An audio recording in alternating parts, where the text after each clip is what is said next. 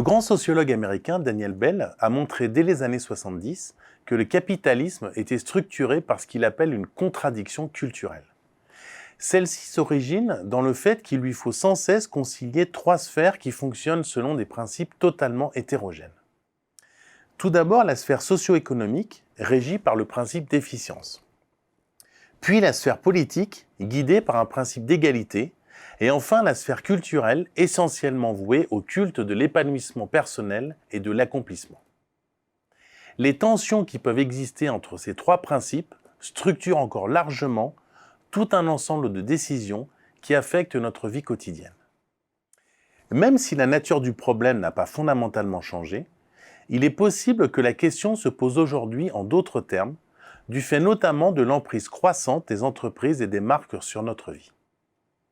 L'entreprise est en fait une notion floue car contrairement à la société, elle n'a pas d'existence juridique, qui se positionne quelque part entre l'État et la société civile, d'où sa volonté de jouer un rôle politique tout autant que social et culturel.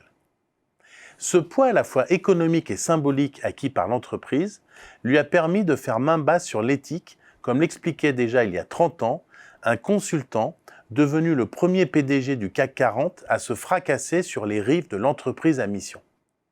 Il ne s'agit pas ici de discuter de la légitimité ou non de l'entreprise à labourer le champ éthique, mais plutôt de s'interroger sur la contradiction éthique que pose l'emprise des entreprises sur la société et la vie.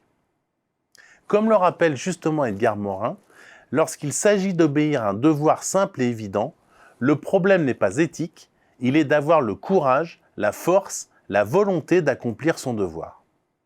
Le problème éthique ne surgit que lorsque deux devoirs antagonistes s'imposent. Et il semblerait que l'excès d'impératifs qui pollue aujourd'hui la communication des entreprises ne fasse qu'accroître cette difficulté éthique. C'est le problème de la banalisation qui guette la raison d'être des entreprises, se déclinant trop souvent sous la forme d'injonctions paradoxales. Tout le monde a bien compris la contradiction à laquelle est confrontée l'entreprise, qui est de décélérer tout en continuant à créer de la valeur économique. Pourtant, cette contradiction, qui reste en fait un impensé majeur du discours ambiant, se cristallise sur une autre dialectique.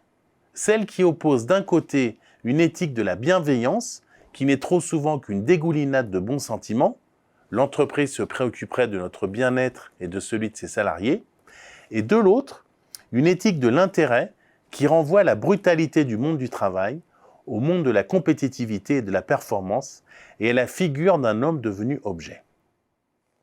Or, cette contradiction est à la base de la pensée économique. C'est ce qu'on appelle communément le problème Adam Smith. Comment comprendre en effet que le même homme ait pu écrire une théorie des sentiments moraux qui fonde les rapports sociaux sur les sentiments altruistes et la sympathie, et la richesse des nations qui nous explique que l'être humain est mu par un sentiment foncièrement égoïste.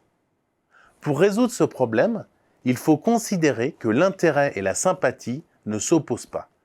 L'intérêt n'est finalement qu'une des formes économiques de l'amour de soi qui nous permet de nous identifier et de nous relier à autrui.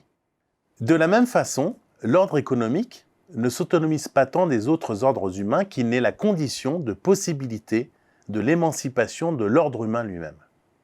Voici pourquoi il est tout à fait envisageable de concilier une morale commune fondée sur le désir de vivre ensemble et de partager, et une morale économique fondée sur l'intérêt et la création de valeur.